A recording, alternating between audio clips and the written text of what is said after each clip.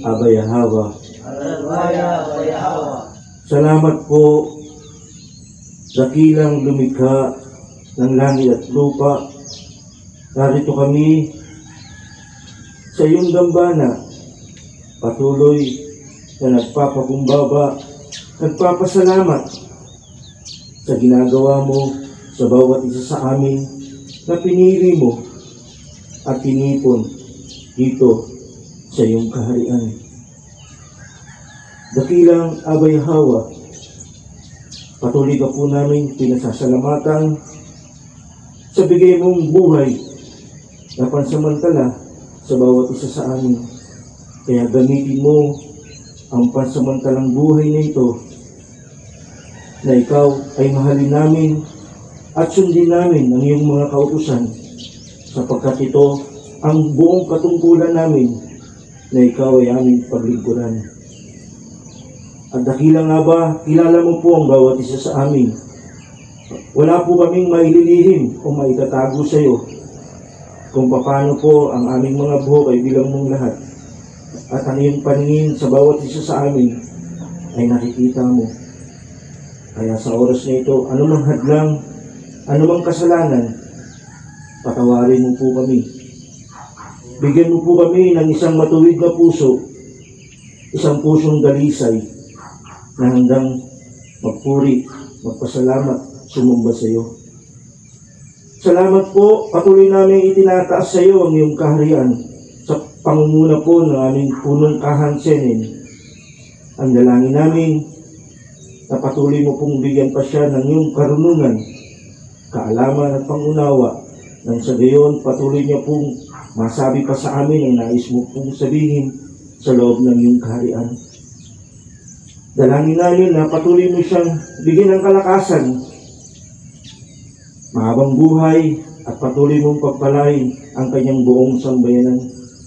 At salamat po sa kagalingan na patuloy mong iginagawad sa kanyang buong pamilya, maging sa aming mga kahanim na nakaranas ng mga karamdaman.